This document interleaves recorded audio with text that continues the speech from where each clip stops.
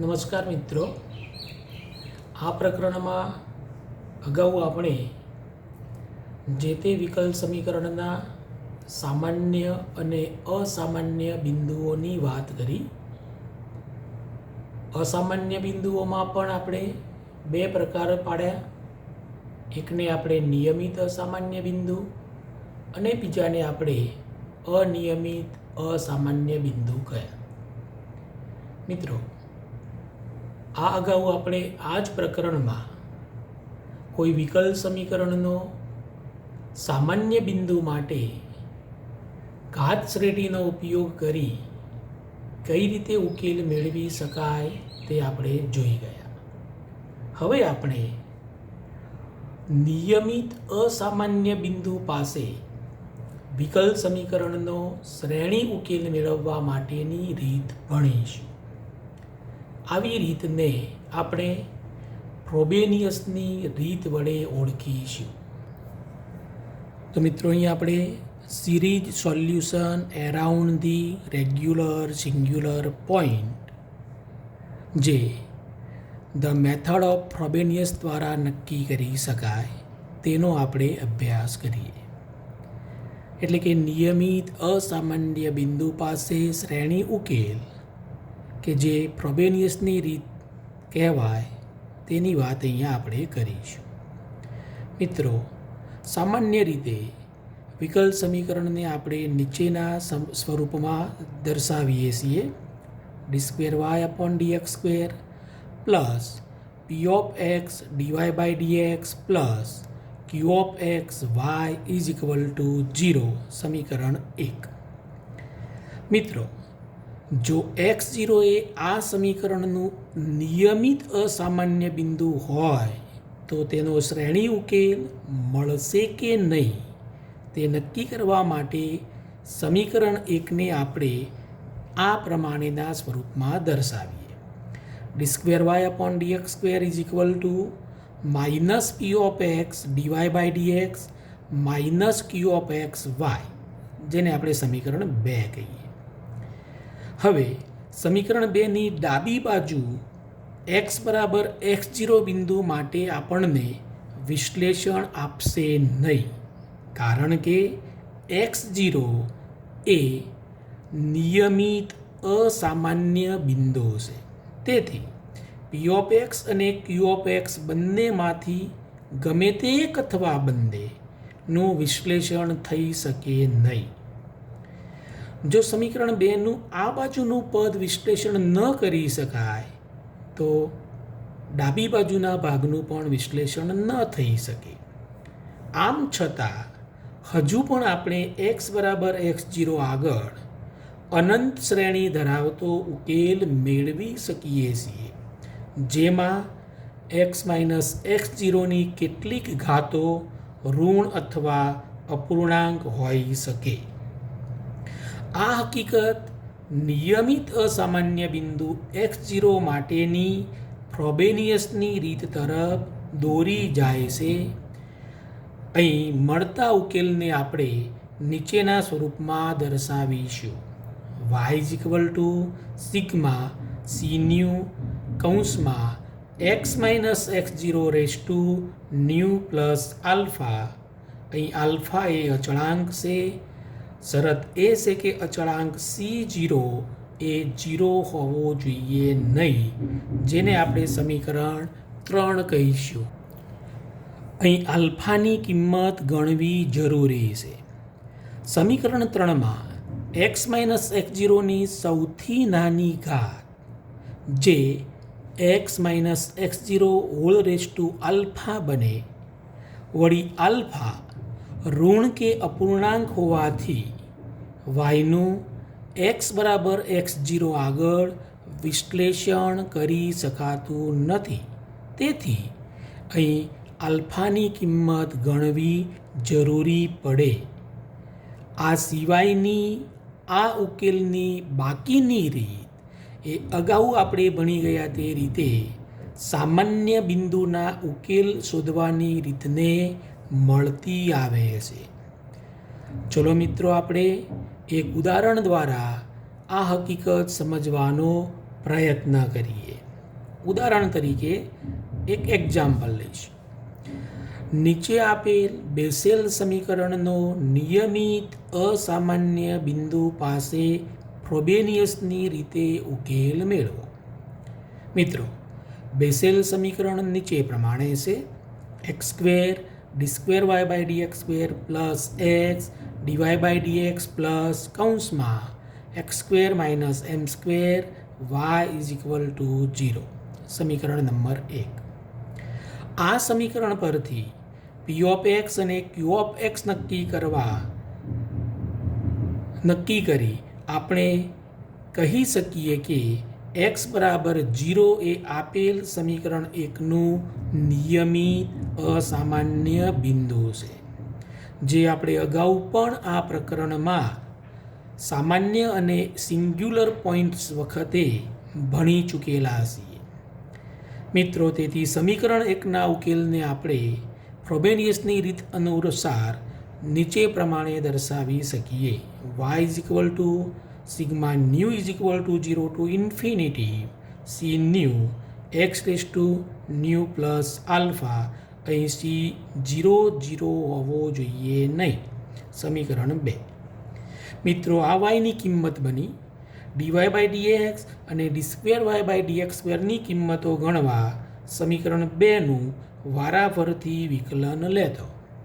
સમીકરણ 2નું પ્રથમ વાર વિકલન લેતો સમીકરણ 3 મળશે, જેનું ફરીથી વિકલન લેતો સમીકરણ 4 આ પ્રમાણે મળે.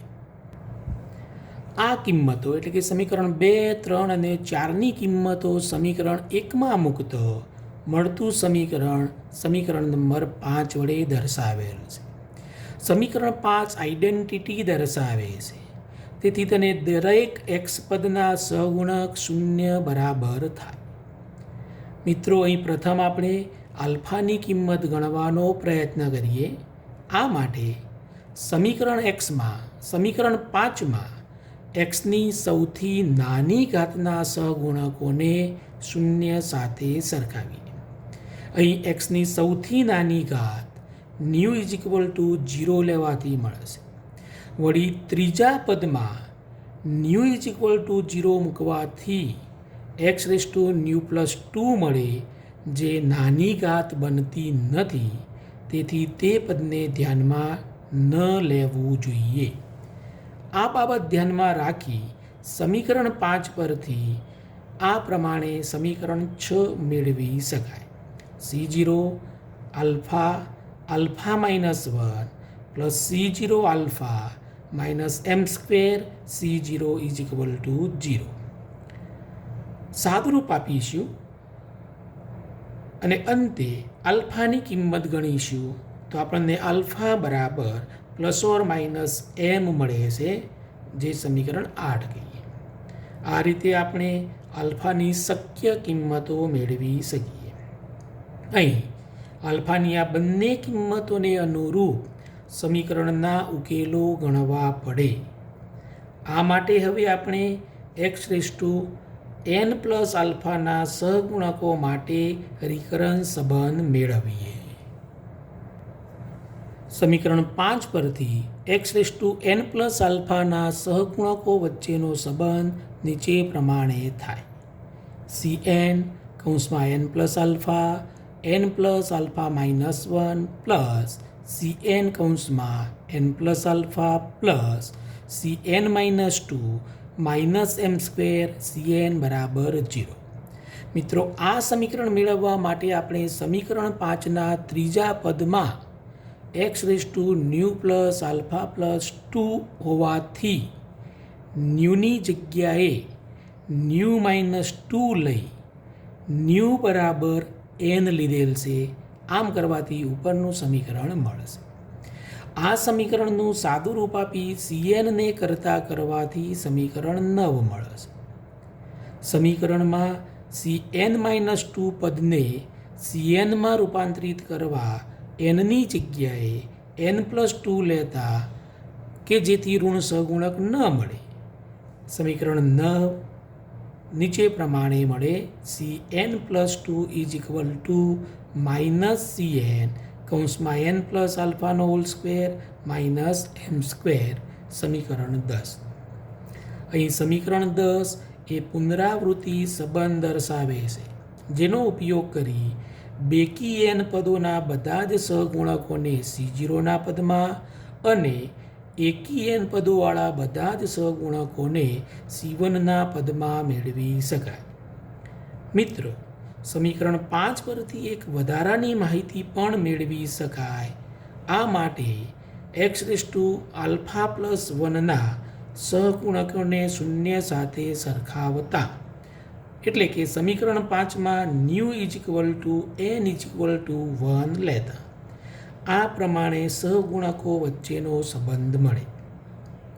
આ સમીકરણમાં અંડરલાઇન કરેલા બંને પદ સમાન છે, તેથી પ્રથમ બે પદમાંથી તેને કોમન કાઢી સાદુરૂપ આપી સમીકરણ 11 મેળવી શકાય. પરંતુ α=±m હોવાથી સમીકરણ 11માં કૌંસમાંનું પદ શૂન્ય શક્ય નથી. તેથી સમીકરણ 11 તો જ સાચું ઠરે કે જો C1=0. હવે જો મિત્રો C1=0 હોય તો સમીકરણ 10 પરથી કહી શકાય કે C3=C5 બધા જ એકી સહગુણકો 0 બનશે. સમીકરણ 10માં n બરાબર 1, 3, 5 લઈ કિંમતો શોધી C1=0 લેતા આ પરિણામ તમને જોવા મળશે. આ હકીકત દર્શાવે છે કે બેસેલ સમીકરણના ઉકેલમાં ની એકી કિંમતો માટેનું કોઈ પદ મળશે નહીં. હવે આપણે આલ્ફાની બે કિંમતો માટે વારાફરતી બે ઉકેલો મેળવીએ. પ્રથમ α=+m માટે. અહીં રિકરન્સ રિલેશન સમીકરણ 10માં α=m લઈ સાદુરૂપ આપી જરૂર પડતા અવયવો આપી Cn+2 -Cn(1)n+2 લઈ મેળવી શકાય, જેને આપણે સમીકરણ 12 કહીશું. સમીકરણ 12 પરથી આપણે જુદા જુદા બેકી સહગુણકો મેળવી શકીએ. પ્રથમ C2=-C0/2 2m+2 મળશે. ટૂંકમાં સમીકરણ 12માં n=0 લીધેલ છે. આ જ પદને નીચે પ્રમાણે લખી શકાય. અહીં મિત્રો C2 સહગુણકને આપણે ગામા વિધેય વડે દર્શાવવાનો પ્રયત્ન કરીએ. એ માટે આ સમીકરણની ઉપર અને નીચે Γm+1 વડે ગુણતા અને ભાગતા. અહીં આ નિશાનીને ગામા વિધેય કહેવાય, જે આપણે મેથેમેટિક્સમાં ભણી ચૂકેલા છીએ. ગામા વિધેયની વ્યાખ્યા અનુસાર n(Γn)=Γn+1 થાય.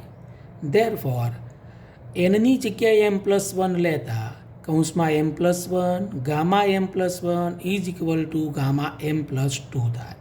આ હકીકતનો ઉપયોગ અગાઉના પદમાં કરતાં આપણને C2=-m+1/2² મળે. આ જ રીતે આપણે C4=-C2/4 મેળવી શકીએ. આ સમીકરણ 12માં n=2 લેવાથી મળેલ છે. અહીં પણ ગામા વિધેયનો ઉપયોગ કરવા માટે આ સમીકરણ નીચે પ્રમાણે મેળવી શકાય. પ્રથમ આપણે C2ની કિંમત અહીંથી મૂકીશું, ત્યારબાદ સાદુરૂપ આપી ગામા વિધેયનો ઉપયોગ કરી C4=-m+1/2m+3 મેળવી શકાય. આ જ પ્રક્રિયા અનુસરી આપણે C6=-Γm+1/2m+6 મેળવી શકીએ.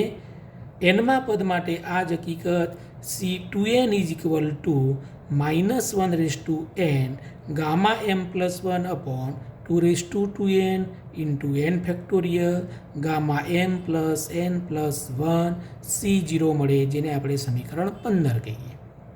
તેથી alpha is equal to plus M માટેનો ઉકેલ નીચે પ્રમાણે દર્શાવી શકાય, જેને આપણે y1 વડે દર્શાવીએ તો y1 is equal to C0 sigma -1/n gamma M plus 1 upon 2/2n n factorial gamma M plus N plus 1 x/2n plus m, જેને આપણે સમીકરણ 16 વડે દર્શાવીએ.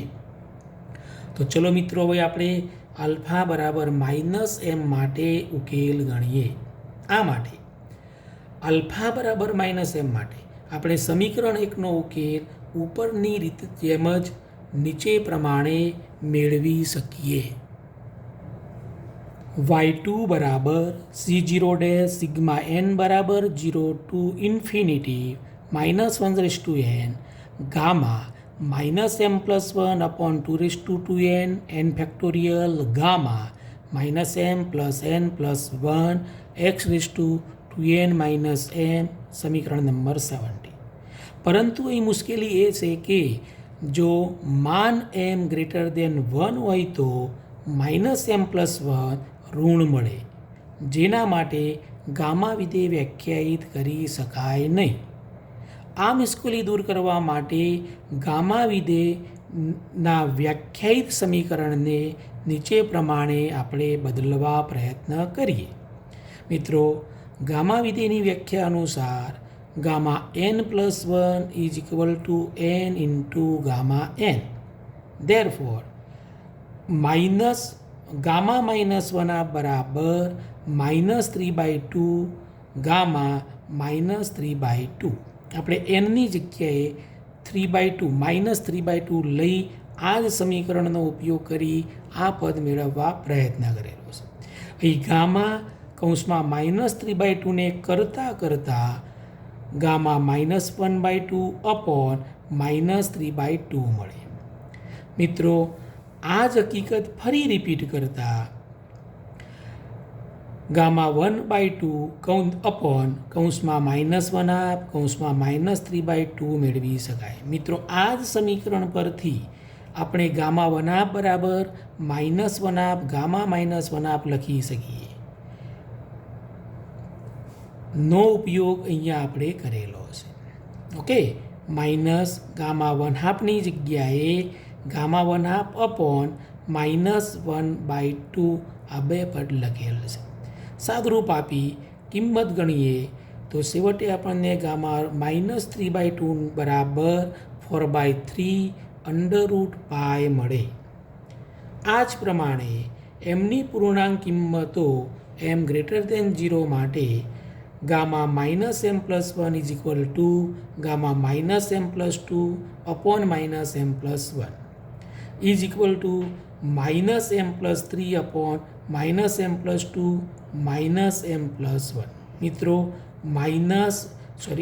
ગામા -m પ્લસ 2ની જગ્યાએ gamma -m plus 3 upon -m plus 2 લખી શકાય, same આ સમીકરણનો ઉપયોગ કરીને જ. અને આ રીતે આપણે આગળ આ કિંમતોનો ઉપયોગ કરતા જઈએ તો આપણને સમીકરણ 19 મળે. હવે સમીકરણ 19માં ગામા 0ની કિંમત ગણવાનો પ્રયત્ન કરીએ. આ માટે n gamma n is equal two gamma n plus 1 પરથી ગામા 0 બરાબર ગામા 1, પણ ગામા 1 બરાબર 1. Therefore gamma 0 is equal to 1 upon 0 is equal to અનંત. તેથી સમીકરણ 19 પરથી gamma -m plus 1 tends to infinity. તેથી સમીકરણ 17 પરથી જે m of x is equal to sigma n બરાબર 0 to infinity -1/n 1 upon n factorial gamma m plus n plus 1 કૌંસમાં x/2n પ્લસ m, જેને આપણે સમીકરણ 20 કહીશું. મિત્રો, સમીકરણ 20 બેસેલ સમીકરણ વડે પણ ઓળખાય છે. હકીકતમાં સમીકરણ 16 અને 17 એ બેસેલ સમીકરણોને જ રજૂ કરે છે, જેને આપણે y1 બરાબર jm ઓફ એક્સ અને y2 બરાબર j minus m of x વડે દર્શાવીએ, જેને સમીકરણ 21 અને 22 કહીએ. એટલું જ નહીં મિત્રો, આપણે સ્વૈચ્છિક અચળાંકો C0 અને C0' કિંમતો નીચે પ્રમાણે લઈએ. C0 બરાબર 1/2m gamma m plus 1, C0' બરાબર 1/2 m gamma minus m plus 1. જો y1 અને y2 આ બંને ઉકેલો રેખીય સ્વતંત્ર હોય તો બેસેલ સમીકરણ 1નો સામાન્ય ઉકેલ નીચેના સમીકરણ વડે આપી શકાય, રેખીય સંયોજન વડે આપી શકાય. y બરાબર c1 jm of x plus c2 j minus m of x, 25 નંબરનું સમીકરણ. મિત્રો, અહીં પ્રશ્ન એ થાય કે શું y1 અને y2 રેખીય સ્વાયત્ત કહેવાય? આ માટે આપણે આ રીતે આગળ વિચારીએ. જો m = 0 હોય તો તેઓ રેખીય સ્વાયત્ત થતા નથી. વળી જો m પૂર્ણાંક હોય તો પણ તે રેખીય સ્વાયત્ત થતા નથી, કારણ કે આપણે આગળ જોયું કે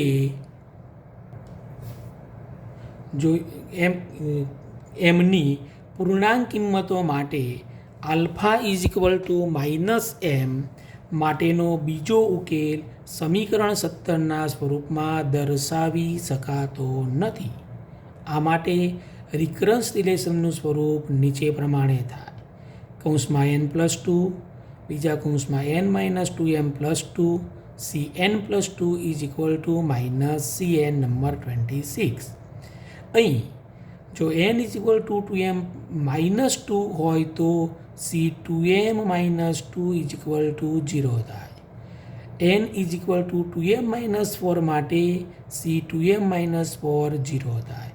અને આ જ રીતે n બરાબર 0 માટે c0 0 થાય.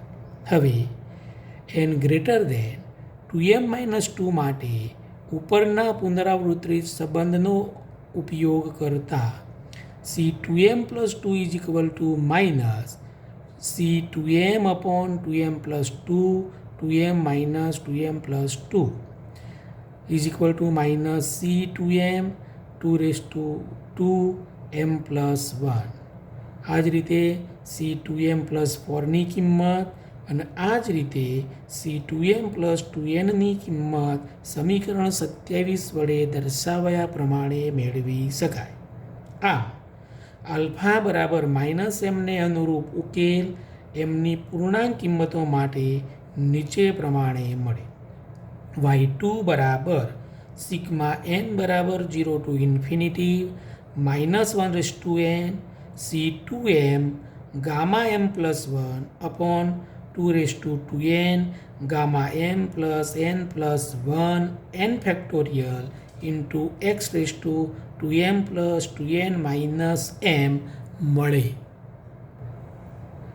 Therefore y2 = c2m into 2m gamma m plus 1 jmની કિંમત અહીંયા લીધેલી છે, જેને આપણે સમીકરણ 28 કહીએ.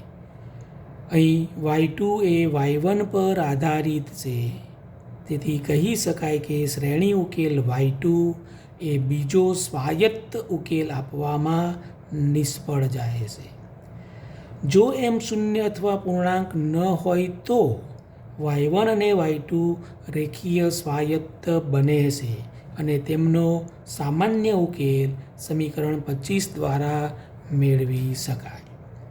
મિત્રો, આ હતી ફ્રોબેનિયસની રીત. ફ્રોબેનિયસની રીત દ્વારા કોઈ વિકલ સમીકરણના ઉકેલ કઈ રીતે મેળવી શકાય તે સમજવાનો અહીં આપણે પ્રયત્ન કરેલ છે. હવે આપણે ફ્રોબેનિયસની રીતનો ઉપયોગ કરી કેટલાક ઉદાહરણો જોઈશું.